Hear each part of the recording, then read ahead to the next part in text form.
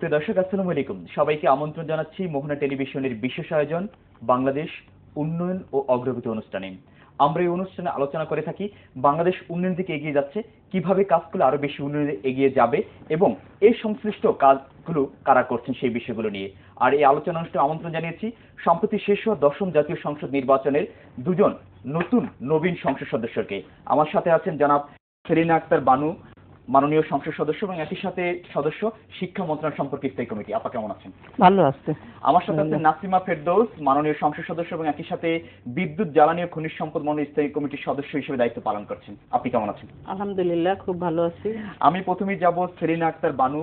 আপা দীর্ঘদিন ধরে বাংলাদেশের রাজনীতিতে আছেন এবং আপনারা যে উন্নয়ন এবং অগ্রগতির কথা বলছেন সেভাবে এগিয়ে যাচ্ছেন, বাংলাদেশে বেশি এগিয়ে যাচ্ছে। কিন্তু আপনাদের সরকার গত 5 বছর আমরা দেখেছি উন্নয়ন কর্মকাণ্ড করেছে এবং এই বছর আপনাদের ভিশনটা কি? আপনারা কোন লক্ষ্য নিয়ে 2041 যে আপনাদের মাননীয় প্রধানমন্ত্রী যে ভিশন ঘোষণা করেছে সেটার লক্ষ্যে কি কি কর্মকাণ্ড সামনে নিয়ে আপনারা এগোচ্ছেন যদি আমাদেরকে বলেন। আচ্ছা, কার্যকরীর ক্ষেত্রে আমরা যেটা করছি সেটা আমরা অনেকটা আগে গেছি। যেটা সমস্যা ছিল, আগে অনেক সমস্যা ছিল, সেই সমস্যাটা আমাদের করতে কাজের মাধ্যমে আমরা কিছুটা আগাইছি। তবে এটা আমার মনে হয় যে আরো সময় লাগবে, যার জন্য আমাদের এই সরকার বিগত 5 বছরে যা করেছেন পরবর্তী এই 5 বছরে আরো অনেক উন্নতি করতে পারবেন বলে আমার বিশ্বাস। আচ্ছা আচ্ছা, এখানে যেমন প্রথম আছে, আমি যেমন শিক্ষা কমিটিতে আছি, শিক্ষার কথাটা আগে বলি। শিক্ষার ভিতরে যত দুর্নীতি যা কিছু ছিল আগে, গত 5 বছরে অনেকটা উনি উন্নতির পথে নিয়ে আসছেন। সেখানে উনি নিয়ে আসছেন নারী শিক্ষার হার বৃদ্ধির কল্পে। ওনার যে বৃত্তি চালু করেছেন ইন্টারমিডিয়েট পর্যন্ত মেয়েদের জন্য এবং পরবর্তীতে প্রাইমারি ডিগ্রি পর্যন্ত, এবং এখানে ছেলেদেরও কিছু কিছু নেওয়া হয়েছে যাদের অবস্থা উন্নতি মানে অবস্থা সাংসারিক অবস্থার দিকে খেয়াল রেখে কিছু কিছু দেওয়া হচ্ছে। তো এটা আমার মনে হয় যে প্রচুর সাড়া পেয়েছে সরকার। আচ্ছা, অবশ্যই আমরা জানি যে বাংলাদেশ সরকার শিক্ষা বান্ধব সরকার এবং শিক্ষার বেশ অগ্রগতি হয়েছে, বাট এখনো কিন্তু আমরা কিন্তু দেখছি যে প্রাইভেট ইউনিভার্সিটিতে অনেক ক্ষেত্রেই কিন্তু বেসরকারি বিশ্ববিদ্যালয়ে কিন্তু সার্টিফিকেট বাণিজ্যের কথা কিন্তু আমরা কিন্তু গণমাধ্যমে কিন্তু বিভিন্ন সময় কিন্তু লক্ষ্য করে থাকি। এইটার বিষয়ে কি আপনারা কোনো পদক্ষেপ গ্রহণ করবেন বা আপনাদের কি নলেজে এই বিষয়টি আছে কিনা? এটা আমাদের নলেজে আছে যে আমরা শিক্ষা মন্ত্রণালয়ে পদক্ষেপ নেব এবং এগুলিকে কিভাবে সুপথে আনা যায় সেদিকটাতে আমাদের। আরেকটি বিষয় হচ্ছে যে আমরা দেখছি যে আপনারা শিক্ষার বেশ অগ্রগতি করেছেন এবং হচ্ছে ডেভেলপমেন্ট করেছেন, কিন্তু এখানে কিন্তু আমরা কিন্তু বিভিন্ন সময় কিন্তু দেখছি যে এখনো কিন্তু যে প্রশ্নপত্র ফাঁস কিন্তু এইটা কিন্তু যদি আমরা ডিজিটালের কথা বলি বা উন্নয়নের কথা বলি, তখন কিন্তু এইটা যখন আসে তখন কিন্তু অন্য সব উন্নয়ন যা করেছি সেটা কিন্তু অনেক সময় বেচতে যায় কিন্তু। তো এই বিষয়টিকে আপনারা আমরা কিছুদিন আগেও দেখেছি যে আমরা প্রশ্নপত্র ফাঁসের বিষয়টি, যে এটির বিষয়ে আপনার কি জোরালো কি পদক্ষেপ গ্রহণ করবেন?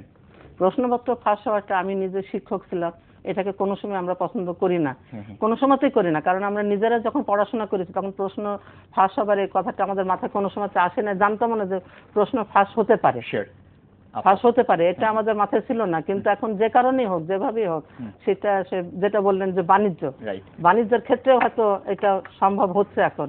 তবে এক্ষেত্রে আমাদের পদক্ষেপ থাকবে যেন পরবর্তীতে এই ধরনের কোনো রকম কথা না আসে এবং শিক্ষার মানটা উন্নয়ন করার জন্য আমাদের সেই লক্ষ্যে আমরা পৌঁছাবো। নাসিমা ফেরদৌসের কাছে যাচ্ছি। ম্যাডাম, নবীন সংসদ সদস্য হিসেবে বাংলাদেশ এগিয়ে যাচ্ছে এবং অনেক দূর এগিয়ে গিয়েছে, কিন্তু তারপর অনেক প্রতিবন্ধকতা আছে। আপনি গণপ্রজাতন্ত্রী বাংলাদেশ সরকারের বিদ্যুৎ জ্বালানি খনিজ সম্পদ স্থায়ী কমিটির সদস্য হিসেবে দায়িত্ব পালন করছেন।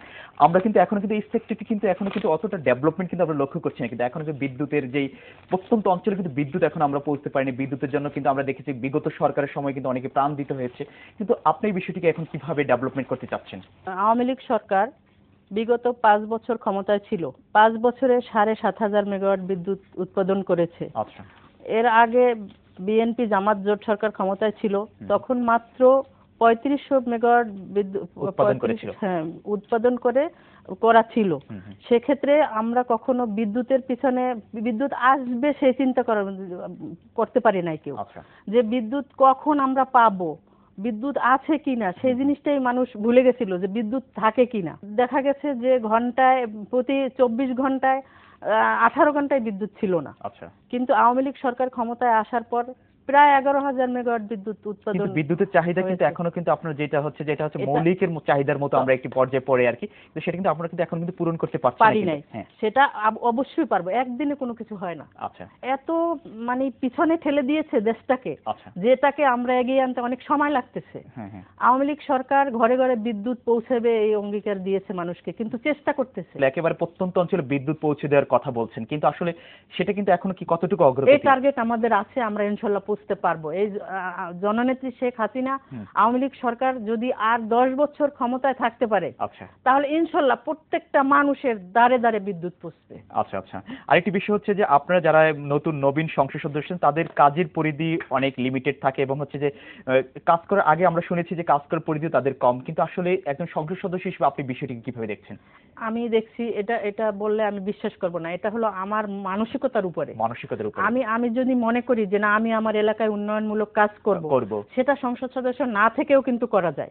তারপরে আমাকে দায়িত্ব দিয়েছেন, আমি এরকম একটা দায়িত্ব পেয়েছি, তখন আমার অগ্রগতি আরো বেড়েছে যে আমি সেখানে কাজ করার জন্য যাব বা সরকার থেকেও একটা সুযোগ সুবিধা পাবো।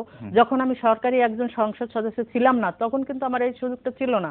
এখন আমার কাজ করার সুযোগ এসেছে, আমি সেই কাজটা করার অবশ্যই চেষ্টা করব। আমি একটু সেলিনা আক্তার বানুর কাছে যাচ্ছি। ম্যাডাম, আপনারা বলছেন যে নারীর ক্ষমতা নিয়ে কাজ করছেন, নারীকে মানে সঠিক মর্যাদা দেওয়ার জন্য, কিন্তু আপনি কি মনে করছেন যে এখনো কিন্তু নারীর কিন্তু যে সঠিক মর্যাদা দেওয়া হচ্ছে অনেক ক্ষেত্রে কিন্তু আমরা কিন্তু এটা কিন্তু এখনো কিন্তু লক্ষ্য করছি না? কিন্তু আপনাদের সরকারের এই ধরনের কোনো ভিশন আছে কিনা যে এই বিষয়টিকে বাস্তবায়ন করার জন্য? আমরা জানি যে হয়েছে, বাট এখনো কিন্তু অনেক জায়গায় দেখছি অবহেলিত। কিন্তু আমাদের পুরুষ শাসিত সমাজে এখনো কিন্তু পুরুষ শাসিত সমাজ, যদিও আমাদের রাষ্ট্রের প্রধানমন্ত্রী বিরোধী দলীয় নেত্রী নারী ছিলেন, 2 জন ছিলেন, এবার রওশন এরশাদ হয়তো 3 জন হয়েছেন শীর্ষ পর্যায়ে। স্পিকার উনিও আছেন, মহামান্য স্পিকার যিনি উনিও নারী, একমাত্র উপরে আছেন প্রেসিডেন্ট, মহামান্য প্রেসিডেন্ট। এই যে নারী, ওনারা কাজ করছেন, ওনারা কিন্তু কোনো অংশ কমা নয়। শিক্ষা দীক্ষার দিক থেকে, কার্যক্রমের দিক থেকে, বুদ্ধি এর দিক থেকে কোনো দিকে কিন্তু কমা নয়। একটা বড় রাষ্ট্র এবং চ্যালেঞ্জের সঙ্গে রাষ্ট্রটা চালাচ্ছেন। সেই ক্ষেত্রে আমরা যারা এসছি বা প্রত্যন্ত অঞ্চলে আমি বলবো মহিলারা যেটা কাজটা করে সেটা নিষ্ঠার সাথেই মহিলারা কাজ করে। আমাদের প্রোগ্রামটা হচ্ছে উন্নয়ন বাংলাদেশ আর কি, সেক্ষেত্রে আপনি কিভাবে ভূমিকা পালন করছেন এই মুহূর্তে?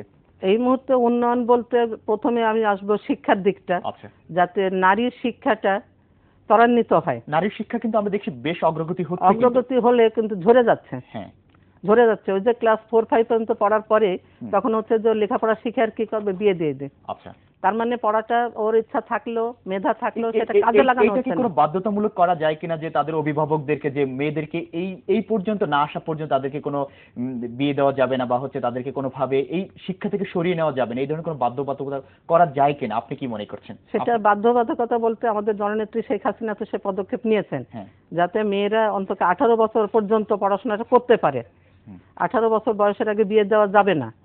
এরকম তো বিভিন্ন এলাকাতে, যেটা আমি শিক্ষক ছিলাম সেখানে আমরা এই ভূমিকাটা পালন করে আসছি। আরেকটি বিষয় হচ্ছে যে নাসিমা ফেরদৌস, যেটা হচ্ছে যে আপনাদেরকে এবছর কিন্তু মাননীয় প্রধানমন্ত্রী কিন্তু প্রত্যন্ত অঞ্চল থেকে কিন্তু সিলেক্ট করে কিন্তু নিয়ে এসেছে, যাতে হচ্ছে যে আপনার প্রত্যন্ত অঞ্চলে যেন মানুষ আপনাদের যে উন্নয়ন কর্মকাণ্ড সেটা যেন আরো বিশাল আকৃতিতে সেখানে যেন পেয়ে থাকে। তো আপনি এই বিষয়টি কিভাবে দেখছেন যে কাজ করার কিন্তু অনেক সুযোগ রয়েছে, সেটাকে কিভাবে বাস্তবায়ন করবেন?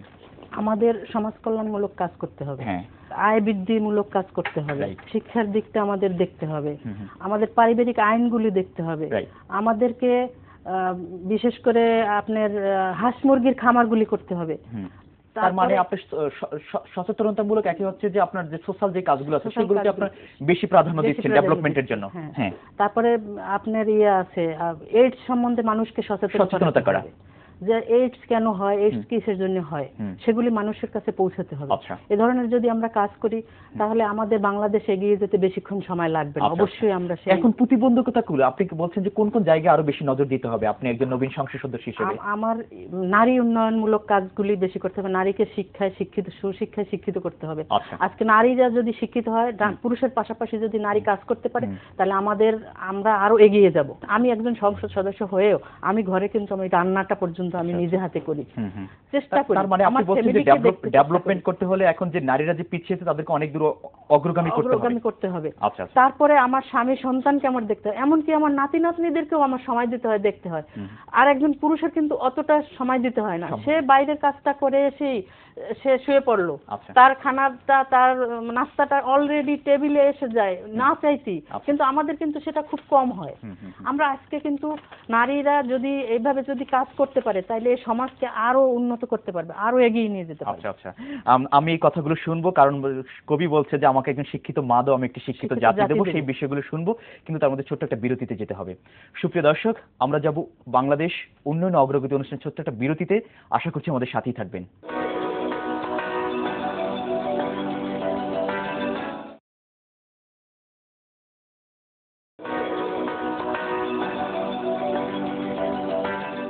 সুপ্রিয় দর্শক, বিরতির পর আবারও সবাইকে আমন্ত্রণ জানাচ্ছি বাংলাদেশ উন্নয়ন অগ্রগতি অনুষ্ঠানে। সাথে আছেন অত্যন্ত দুজন প্রিয় মানুষ, নাসিমা ফেরদৌসী এবং সেলিনা আক্তার বানু। আমরা যেটা বলছিলাম যে সরকার জাতীয় নারী উন্নয়ন নীতি প্রণয়ন ও বাস্তবায়ন করছে, এটা কতটুকু আপনি বলছেন যে এখন কার্যকরী আছে মনে করছেন আপনি? এটা কার্যকরী আমি যেটা মনে করি সেটা 100% মনে করবো এটা। আচ্ছা আচ্ছা। যেটা আছে তার কারণ কথা হলো আমরা যারা এবার এসেছি নবীন সংসদ সদস্য। নবীন সংসদ সদস্য, এবং এটা একদম উনি বিভিন্ন মফস্বল থেকে, মফস্বল এলাকা থেকে থেকে। নিয়ে আসছেন, রুট লেভেল থেকে উনি নিয়ে আসছেন, হুম, হুম। যারা ওই এলাকাটা বোঝে, হুম। যাদের রুট লেভেলের ওদের সঙ্গে আছে, মেয়েদের সঙ্গে ওইখানকার মেয়েদের কথা তুলে ধরবে, জানবে, এইগুলি আছে। যেমন বিয়ে দেবো বললেও কিন্তু মেয়েরা সহজে এটা মানে না। আচ্ছা। আমি যেটা জানি এলাকার থেকে অনেকে এই ব্যাপারে সচেতনতাটা নিয়েছে। তারপরে কথাটা হলো প্রতিবন্ধী যারা আছে এদেরও তো এরাও কিন্তু উন্নয়নের সাথে সম্পৃক্ত, কিন্তু উন্নয়নের সঙ্গে সম্পৃক্ত। প্রতিবন্ধীদের দিয়ে কিন্তু ওই যে যেটা একটা আমাদের জননেত্রী শেখ হাসিনার কথা, যেটা সংসারের বোঝা নয়, এরাও সংসারে কাজ করতে পারে, নিজের ইনকাম নিজেই করতে পারে। যেটা আমি আমার এলাকাতে দেখছি, প্রতিবন্ধীদের জন্য যে স্কুল করা হয়েছে, তাদের হাতের কাজ শেখানো হচ্ছে, তারা কিন্তু নিজেরা নিজের কাজ করছে, কর্মক্ষম তারা। আমি একটু নাসিমা ফেরদৌস আপার কাছে যাচ্ছি। আপা, রুট লেভেলে কিন্তু কাজ করার কিন্তু অনেক জায়গা আছে, যেমন শিক্ষা, স্বাস্থ্য, সচেতনতা, তারপর হচ্ছে যে স্পোর্টস এর বিষয়, মানে অল ওভার ডেভেলপমেন্ট করার জন্য। কারণ আমরা যদি ডেভেলপমেন্ট করি শুধু কিন্তু আমরা কিন্তু মানে শহরি লেভেলে কিন্তু চিন্তা করি না, আমরা কিন্তু গ্রাম পর্যায়ে রুট লেভেলের কথা কিন্তু চিন্তা করি। সেখানে থেকে কিন্তু মাননীয় প্রধানমন্ত্রী আপনাদেরকে নিয়ে এসছে, কিন্তু সেখানে আমাদের কাজ করার বেশ স্কোপ আছে কিন্তু। তা আপনি এখন মূলত কোন কাজগুলো নিয়ে কাজ করছেন, আর কি কোন কাজগুলো করছেন? আমি তো ইতিমধ্যে বললাম যে আমি সামাজিক উন্নয়নমূলক কাজ যত ধরনের আছে সব কাজগুলিতে আমি ইচ্ছুক। সব কোনো কাজে আমি মানে ফুয়েল করব সেই চিন্তা করি না। আচ্ছা। আমি ফেরত আসবো এখান থেকে। হুম, হুম। আমি বললাম যে মেয়েদেরকে যেভাবে সর্বকাজে সংশ্লিষ্টভাবে তাদের সম্পৃক্ত করা যায়, সম্পৃক্ত হতে হবে। হুম। সেক্ষেত্রে মেয়েদের যদি আমি উন্নয়নমূলক কাজ করার জন্য দেই যে তোমরা বাড়ি বাড়ি একটি বাড়িকে একটি খামারে পরিণত করো, Right. যে ইয়াটা আমাদের আছে একটি বাড়ি একটি খামারে পরিণত করার, হুম, হুম। সেক্ষেত্রে কিন্তু একটি মেয়ে তার বাড়িতে যদি 2টা গাছ লাগায়, 2টা সবজি লাগায়, তারপরে 2টা হাঁস মুরগি পালন করে, একটি গাভী পালন করে, তাহলে সেখান থেকে সে দুধ পাবে, সে মুরগি থেকে হাঁস তার মানে থেকে স্বাবলম্বী হবে, স্বাবলম্বী হবে, সে Right. নিজের হাতে 2টা পয়সা আসবে। এটা ডেভেলপমেন্ট নিয়ে Development- বাংলাদেশের দেশকে অনেক দূর এগিয়ে নিয়ে যাবে। এগিয়ে নিয়ে যাবে। প্রধানমন্ত্রী শেখ হাসিনার যে ধরনের মন মানসিকতা আছে, আচ্ছা। সেই ধরনের মন মানসিকতা যদি সাবেক প্রধানমন্ত্রী খালেদা জিয়ার যদি থাকতো, হুম। তাহলে আমরা অনেক এগিয়ে যেতাম। আচ্ছা। আমাদের সরকার বিগত 5 বছর ক্ষমতায় ছিল, সেখানে আপনার 418 দিন সংসদ অধিবেশন বসছে। হুম, হুম। আচ্ছা। এখনকার বিএনপি নেত্রী মাত্র 10 দিন সেখানে সংসদ সেটা রাজনৈতিক কারণে বা সেখানে দেশকে বিরোধী দল সংসদকে উজ্জীবিত করবে। হুম, হুম। সংসদে যদি আপনি কি মনে করছেন যে তখনও ছিল না, এখনো তো বিরোধী দলকে এখনো তো বিরোধী দল তো সেভাবে তো উজ্জীবিত করতে পারছে না, এখন যারা বিরোধী দলে আছে তারপরে চেষ্টা করতেছে, তারা আসতেছে, আমি ধন্যবাদ জানাই। আচ্ছা। আমি বেগম রওশনের সাথে ধন্যবাদ জানাই। কিন্তু এখনো আমরা দেখি যে অনেক সংসদ সদস্য কিন্তু সদস্য হওয়ার পর কিন্তু এলাকায় কিন্তু তাদের কিন্তু সেভাবে কিন্তু আর কিন্তু পার্টিসিপেন্ট আমরা কিন্তু লক্ষ্য করছি না অনেক ক্ষেত্রেই। এই বিষয়টিকে আপনি কিভাবে দেখছেন? এটা আস্তে আস্তে হয়ে যাবে। আচ্ছা। আস্তে আস্তে হবে, এলাকায় যাবে। এখন হয়তো কিছুদিন সংসদ অধিবেশন লম্বা একটা টাইম চলছে, যার জন্য সংসদে থাকতে হয়েছে। আমরা তো চাই যে সংসদেও এরা উপস্থিত থাকুক। সংসদ অধিবেশন যখন না থাকে তখন আমি মনে করি প্রত্যেকটা সংসদ সদস্যর এলাকায় থাকা উচিত, এলাকার ভালো মন্দ দেখা উচিত এবং মানুষের পাশে দাঁড়ানো উচিত। আমি একটু আপার কাছে যাব, সেলিনা আক্তার, যে সেটা হচ্ছে যে মাধ্যমিক উচ্চ মাধ্যমিক স্তরের শিক্ষকদের জন্য পৃথক বেতন স্কেল সরকার কিন্তু মানে ঘোষণা করেছে আর কি। এটা কি এখন কি মানে হয়েছে কিনা আমি একটু জানতে চাচ্ছি আর কি। এটা এখনো ওই পর্যায়ে যায় না, আগামী আর্থিক বছরে হয়তো হবে এটা। আচ্ছা আচ্ছা, এখনো এটা চালু করতে পারে আপনাদের না। কি এটা হবে, পরিকল্পনা আছে এটা করার জন্য? এটা পরিকল্পনা তো থাকবে, কারণ আমি নিজে শিক্ষক ছিলাম, আমি তো জানি হ্যাঁ, তাদের হ্যাঁ। দুরবস্থার কথা। জি আপা, আমি আপনার কাছে কথা শুনবো একটু নাসিমা ফেরদৌস, যেটা হচ্ছে যে আপনাদের সরকার ভিশন 2041 ঘোষণা করেছে, তো সেইটা বাস্তবায়ন করতে হলে আসলে আমাদের এখন অনেকগুলো বিষয় নিয়ে কাজ করতে হবে, কারণ একটা ভিশনকে যদি আমাদের সাকসেসফুলি করতে হয় অনেকগুলো ভিশন ডেভেলপমেন্টের বিষয় আমাদের সবার আগে দিতে হবে প্রতিটা সেক্টরে আর কি। তো আপনি কি মনে করছেন যে আসলে আমাদের কোন কোন সেক্টরগুলোতে এখন সবচেয়ে বেশি কাজ করা দরকার, যেগুলোতে ডেভেলপমেন্ট হয়নি, যে ডেভেলপমেন্ট হয়েছে বাস আস্তে আস্তে, সেটা এখন কি করা দরকার? এখন আমাদের সবাই একত্রিত হয়ে কাজ করতে হবে। আচ্ছা, যদি আমরা সবাই একত্রিত হয়ে কাজ করি, প্রত্যেকের জায়গা থেকে যার যার জায়গা থেকে তার কাজ করতে হবে। একা সরকারের পক্ষে, আমি আগেও কোনোভাবেই বলছি সম্ভব যে না। একা সরকারের পক্ষে কোনো কিছু এভাবে করা সম্ভব না। সবাইকে এগিয়ে আসতে হবে। আজকে আপনি দেখেন যে মানুষের আয় বাড়ছে, আজকে গরিব মানুষ খুব কম পাওয়া যাচ্ছে। আপনি যদি আজকে কাউকে যদি একটা মিলাদের দাওয়াত দিতে যান, তাহলে আগে বলতে হবে, একদিন আগে বলতে হবে, ওই যে মানে ত্রাণ বা মিলাদের কোনো কিছু বিতরণ করতে যাবেন, তাকে আগে বলতে হবে, লোকজন জোগাড় করতে হবে, তারপর। আর আগে কিন্তু এই জিনিসটা ছিল না, হাত বাড়াইলে গরিব মানুষ পাওয়া যেত। আজকে মানুষের আয় বেড়েছে, আপনি প্রত্যেকটা স্তরে স্তরে আয় বেড়েছে। তার মানে আপনি বলছেন যে এগুলো হচ্ছে যে আমাদের যে ডেভেলপমেন্ট করেছে সেটা লক্ষ্য এটা।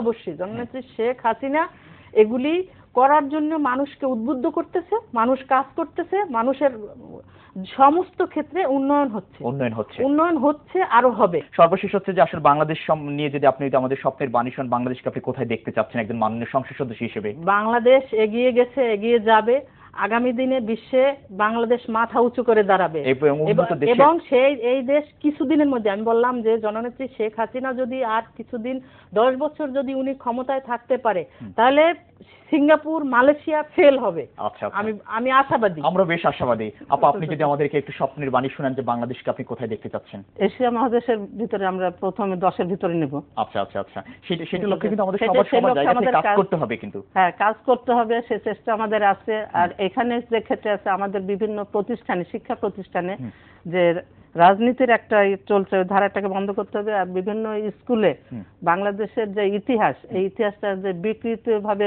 পড়ানো হয়, এর আগে পড়ানো হয়েছে, এই জিনিসটাকে আমাদেরকে রোধ করতে হবে। আপনাদের দুজনকে অসংখ্য ধন্যবাদ আপা আমাদেরকে সময় দেওয়ার জন্য। আচ্ছা, আপনাদের ধন্যবাদ। আপনার মাধ্যমে আমি মোহনা টিভিকে ধন্যবাদ দিচ্ছি।